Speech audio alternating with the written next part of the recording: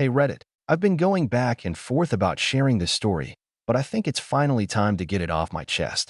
My name's Emily, I'm 28 years old, and my sister, Jess, is 26. What happened between us during our weddings last year is something I still can't quite wrap my head around. It all started when Jess and I both got engaged around the same time. Yeah, talk about a weird coincidence, right? We had both been dating our boyfriends for a few years, and after some casual discussions, we realized we were both ready to take the plunge. Honestly, I was excited. The idea of planning a wedding with my sister, having our families there, and getting to experience all the joy of it together. I had this image in my head of how amazing it would be. It felt like it could be a magical, shared experience. But let me tell you, my excitement didn't last long. From the get-go, I could tell something was off. My parents have always favored Jess a little more than me, but I never thought it would impact something as important as our weddings. The thing is, Jess is the golden child. She's the one who always does everything right. She's gorgeous, super social, and doesn't ever seem to have a problem getting exactly what she wants from everyone around her. And as much as I hate to admit it, I've always been the more quiet, bookish, kind of shy one. I've never really demanded attention the way Jess does. The first hint that things were going to get weird came when we started talking about wedding planning. I was pretty laid back about it. I didn't have a dream wedding or anything, just something small, intimate, and affordable. Jess, on the other hand, was all about the big wedding.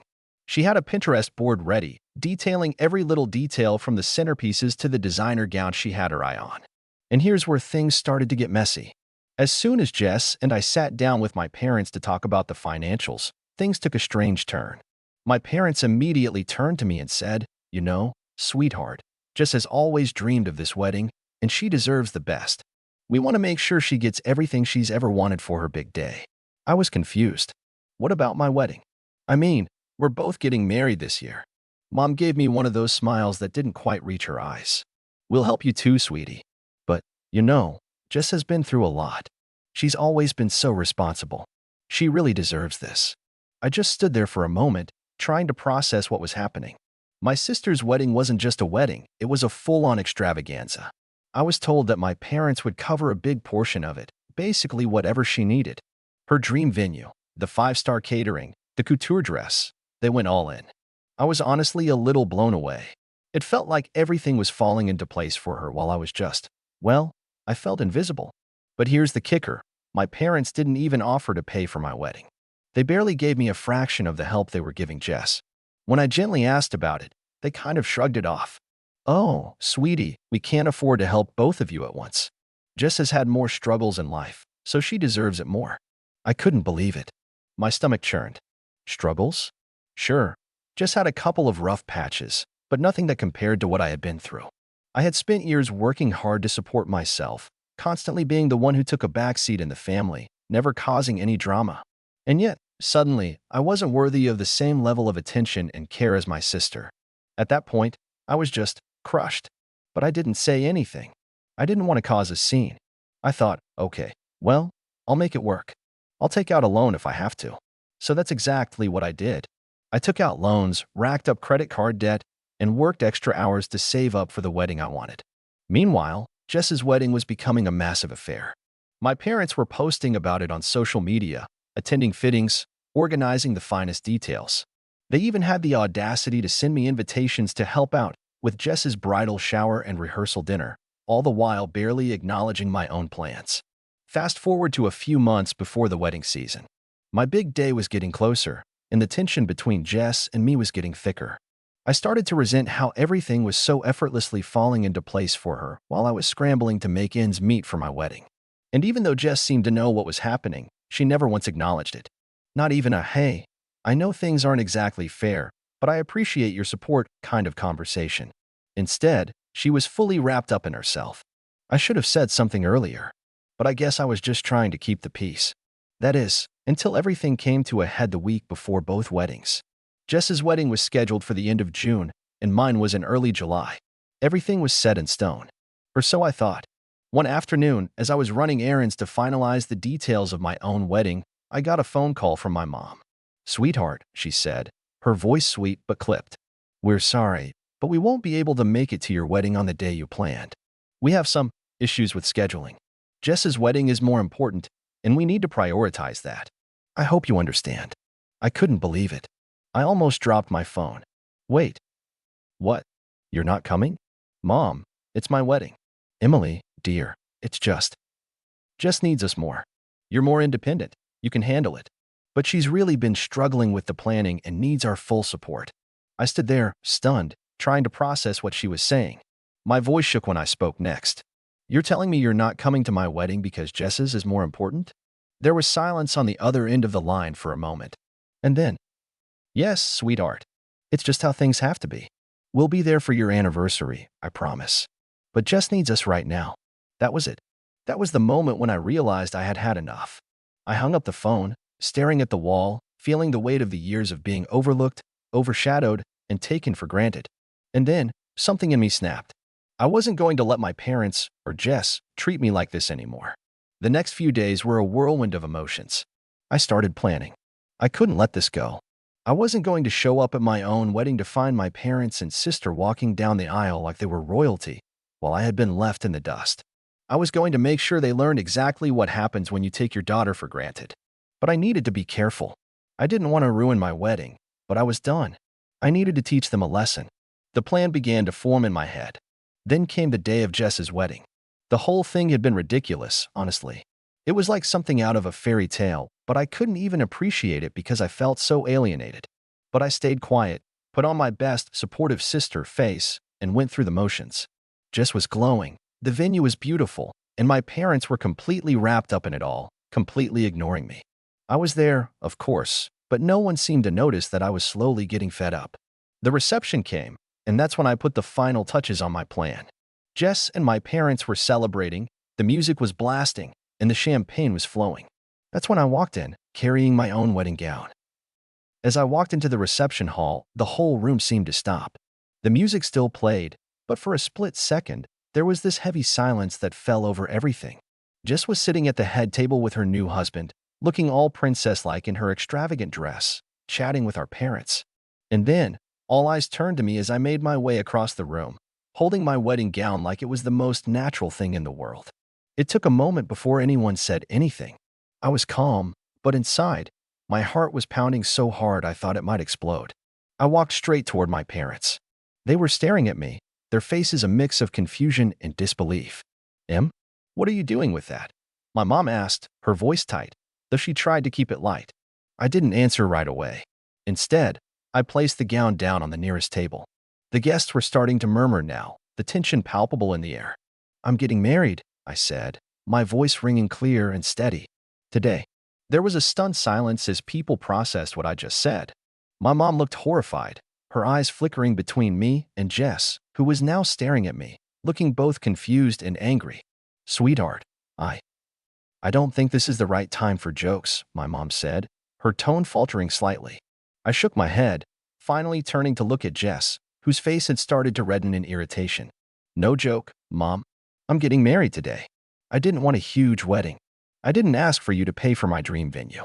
But I was planning to marry the love of my life, and I had to do it without you. But, well, here I am. I'm not waiting anymore. This isn't about you, Jess. It never was." Jess stood up abruptly, her chair scraping against the floor. "What are you talking about?" she snapped, her voice rising. "This is my day, Emily. What are you trying to pull?" I could feel the eyes of the guests on me, some sympathetic, some confused. But all I could focus on was Jess's furious face and the weight of everything I had been holding back. "I'm not trying to pull anything," I said, keeping my voice steady. "I just want to get married. I didn't want the wedding you had. I didn't want the loan debt, the stress, or the attention. I just wanted a peaceful day with the people who actually cared about me. And now, I'm taking it back." Jess looked at my gown on the table, the absurdity of the situation sinking in. She opened her mouth to argue again, but before she could say anything, my mom stepped forward. "Emily, you can't do this," she said, a desperate edge creeping into her voice. "This is Jess's big day. You can't just—" "I can," I interrupted, my voice growing stronger. "I've had enough of being treated like an afterthought. You've had years to show me that I matter. You didn't, and now you're shocked that I'm standing up for myself? I'm done being the quiet, good one. Today, I make my own choices, and I'm doing it without you." My father, who had been silent up until this point, finally spoke up. Emily, this isn't how you handle things, he said in a low voice, like he was trying to maintain control of the situation. You're being childish. This is your sister's wedding, and you're ruining it. I'm not ruining anything, I said, my heart racing. I'm finally standing up for myself. Maybe if you'd shown me even a fraction of the love and support you've given Jess, I wouldn't have to do this. I could see Jess's face turn redder by the second. She was furious, but she couldn't say anything because she knew deep down what I was saying was true. Our parents had always treated her like the golden child, and I had always been the one who had to keep quiet, go unnoticed, and just deal with it. But not anymore. I'm getting married, Jess. Right now, I said. If you want to leave and let me have my moment, fine. But if you want to stay and make this more dramatic, that's on you. I'm done waiting for permission. My dad stepped toward me now, his expression stern. This is ridiculous. You can't just do this, Emily. You're being selfish. You really don't get it, do you?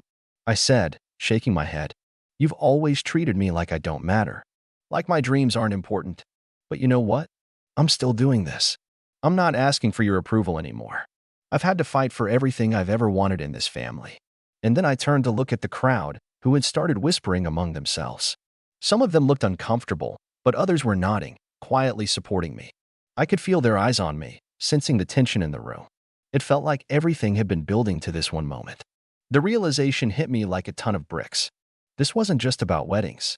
It was about years of being overshadowed, years of walking on eggshells, years of being told to be the bigger person when I'd never been treated like one. It wasn't just a wedding anymore. It was my chance to finally show everyone, especially my parents, that I mattered too. Just as I was about to take a breath and calm myself down, Jess stormed off, throwing an angry glance at me over her shoulder. Fine, do whatever you want, Emily. But you'll regret this, she hissed before disappearing into the back of the venue. I turned back to face my parents, who were now standing there in silence, unsure of what to say. The room felt like it was holding its breath. Well, I said, my voice steady but loud enough for everyone to hear. I guess it's time to get married. And then, I walked straight to the front of the room, where I had arranged for my fiancé to be waiting for me. He was standing there, looking just as nervous as I felt, but there was a sense of calm between us. We had talked about this moment. He knew what was coming, and he stood by me, no matter what. I turned to the crowd once again and smiled. Let's do this. As I reached the front of the room, I could see my fiancé, Mark, standing at the altar, his expression a mixture of nervous excitement and utter calm. He gave me a small smile as I approached, his eyes sparkling with love, and for a moment, everything else seemed to disappear. The noise from the guests faded, the drama with my family was pushed to the back of my mind, and all that mattered was the person standing beside me. Then, from the side of the room, I heard a soft, clearing of the throat. A man stepped forward from behind the curtains, our officiant. It was a good friend of Mark's family, a guy named Tim, who had agreed to marry us on short notice. Tim had the kind of calm, collected vibe that instantly made you feel like everything was going to be okay, even when it felt like the world was falling apart. Tim smiled, stepping toward us. Well, I think we're ready to get started. The rest of the guests are waiting, and from the looks of it, so are we, he said, his voice warm but with a hint of humor to ease the tension in the air. I nodded, trying to shake off the heavy weight on my shoulders.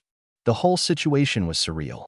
I had just confronted my parents in front of our entire extended family, and my sister had stormed off, but I was still here, standing in front of the person I loved, about to marry him, regardless of what was happening behind me. Mark gently took my hand as Tim began the ceremony. The guests, those who hadn't walked out in protest, settled into their seats, watching the proceedings with a mix of curiosity and confusion. But honestly, at that point, I couldn't have cared less. I was here, and I was marrying the love of my life. No one, not even my entitled parents or self-centered sister, could take that away from me. Tim started with the traditional vows, and as we recited them, I could feel my nerves begin to subside. My hand tightened around Mark's, a silent promise that this day was about us, not the drama that had preceded it. I looked at him, feeling a sense of peace wash over me. I promise to love you, I said softly, my voice trembling slightly. To stand by you, no matter what happens, through the good, the bad, and the ridiculous family drama. Mark smiled, his thumb gently brushing against my hand. And I promise the same, Emily. No matter how crazy things get, we're in this together. Tim continued with the ceremony, but for me, the words became a blur. This was happening. Despite everything, we were getting married. My heart beat a little faster with each word. Then came the rings. Tim turned to me first. Do you have the ring for your bride? I nodded, pulling the small, velvet box from my pocket, handing it to Mark. He smiled and gently slid the ring onto my finger. It felt so surreal, but in the best possible way. I could feel the weight of it, not just physically, but emotionally, too. This was the ring I had dreamed about since I was young, but never in a million years did I think I'd be standing here, defying everyone who'd ever told me what I should want in life. With this ring, I thee wed, Mark said, his voice low and sincere, sealing the promise with a gentle squeeze of my hand. Tim turned to me. And now, Emily, do you have the ring for your husband? I smiled, pulling the matching band from the pocket of my dress. I placed it on Mark's finger, the moment feeling so simple yet so perfect. With this ring, I thee wed, I repeated, my voice a little stronger now. And just like that, it was done. We were married. Tim smiled warmly, stepping back. By the power vested in me, I now pronounce you husband and wife. You may kiss the bride. Mark pulled me into his arms, and before I knew it, his lips were on mine. The kiss felt like an explosion of joy, a release after all the tension that had been building. It was everything I'd wanted, intimate, filled with love, and pure. Nothing mattered in that moment except the two of us. The room erupted into applause, some more enthusiastic than others, but the sound was almost drowned out by the pounding of my heart. I pulled back from the kiss, and we both smiled, turning to face our guests as they stood and clapped. I could see my mom and dad in the back, still standing frozen, their faces a mixture of disbelief, disappointment, and, I almost couldn't believe it, envy. But I didn't care. Not anymore. Ladies and gentlemen, I present to you Mr. and Mrs. Thompson, Tim announced, his voice ringing out across the room. A few cheers broke out, and while some guests seemed to be unsure of what was happening, there was a small group of people who were genuinely happy for us. Friends from Mark's side, a few distant relatives, and even some family friends of mine who had always supported me. As we walked down the aisle, I glanced back toward my parents. My mom was wiping her eyes, and my dad had his arms crossed in front of him, looking upset. But there was something else, something I couldn't quite place. It was like they were regretting something, maybe realizing that they couldn't control this anymore. But I couldn't deal with them right now. I had to focus on Mark, on our future, on the fact that we had just done something that would last a lifetime. We made our way to the back of the room, the next phase of the reception about to begin, but as I passed by my parents, my mom grabbed my arm. Emily, we need to talk, she said, her voice shaking, her grip tight. I turned to look at her, but I didn't say anything immediately. I had come this far. I had taken the leap. But part of me knew that this confrontation wasn't over, not yet. Later, Mom, I said, pulling my arm out of her grip. Today is about me and Mark. I'll talk to you later. I turned my back on her, leaving her standing there in the aisle, her hands still outstretched toward me. As I walked away, I heard my dad's voice, sharp and bitter, cutting through the crowd. Emily, this is not how we raised you. Do you understand that? He called out, his words laced with anger. But I didn't stop. I couldn't. I had spent too many years trying to meet their impossible standards, trying to live up to their version of what a perfect life should look like. And today, I wasn't going to let their disappointment ruin the best moment of my life. The sound of my dad's voice faded as I made my way to the reception area where Mark was waiting. He saw me approach, his smile never faltering, and he took my hand in his. You did it, he whispered, his eyes gleaming with pride. You stood up for us. I nodded, feeling a weight lift off my shoulders. This was real. It didn't matter what anyone thought. Mark and I had made a life together, and that was all that mattered. The reception went on without a hitch after that. There were a few awkward glances from some of the relatives, but no one dared to say anything in front of the other guests. Mark and I danced, we laughed, we celebrated. For the first time in years, I felt like I was finally in control of my life, my choices, and my happiness. But in the back of my mind, I knew the confrontation with my parents wasn't over. I wasn't naive enough to think they would just let it go. They would be angry. They'd make me feel guilty for choosing to live my life the way I wanted to. But for the first time, I didn't feel like I had to apologize for my happiness. The night drew to a close, and as we said our goodbyes to the remaining guests, I noticed my mom and dad slipping out of the reception hall early, their faces tight with resentment. They didn't even say goodbye to me. Not that I cared. I didn't need their approval. Not anymore. The next few weeks were a whirlwind of new beginnings. Mark and I settled into our new life, and while I tried to keep in touch with my parents, the tension was unbearable. They didn't call to congratulate us on our wedding anniversary. There were no warm messages of support. Instead, they left passive-aggressive comments about how it wasn't too late to make things right. The silence between us was deafening, but I wasn't going to let their disappointment dictate my happiness. And then came the inevitable text from my mom, one evening just as Mark and I were sitting down for dinner. "I think we need to talk," it said. I took a deep breath and looked at Mark. "This is it," I muttered, almost laughing at the sheer absurdity of it all. "I guess we can't avoid this conversation forever." Mark smiled, squeezing my hand. "Just remember, we're on the same team." The text turned into a series of calls over the next few days. My mom wanted to meet, to have a heart-to-heart, as she put it. I knew exactly what that meant. She wanted me to apologize for my choices, for going against her and Dad's wishes. She would try to manipulate me into thinking I had wronged them. But I wasn't backing down this time. Finally, the day arrived when I met with them. I didn't go alone. Mark was there for support, standing by my side just as he promised. We sat down at a small cafe, and the tension in the air was so thick you could cut it with a knife.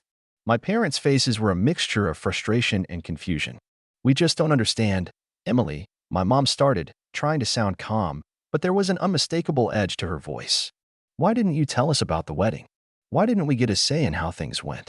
I couldn't believe the audacity. After all the years of ignoring my needs and preferences, they were acting like I owed them an explanation. "I'm not going to apologize for getting married the way I wanted to," I said, my voice steady but firm. "You guys made your choices for my sister, and that's fine. But this is my life. I did what felt right for me and Mark. You didn't have to pay for our wedding, and frankly, I didn't expect you to." My dad chimed in, "It's not just about the money, Emily. It's about family.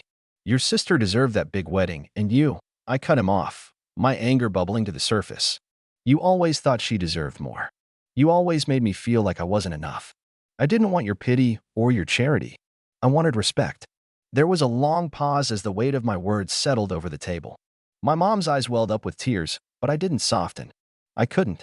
Mark squeezed my hand under the table, offering silent support. My parents didn't say anything more after that. There was nothing else to be said. It wasn't the closure I had hoped for, but it was the closure I needed. I didn't need to win their approval anymore. I had my life, my love, and that was all that mattered. So, I guess that's the story of how my wedding turned into a massive family drama. It's been a few months since that day, and things are still tense with my parents, but I feel like I'm finally living for myself. The most important thing I've learned through all this? You can't always make everyone happy, but as long as you're doing what makes you happy, that's what counts. What do you guys think? Am I wrong for cutting ties with my parents over this? Or do you think I should have handled it differently? Would love to hear your thoughts.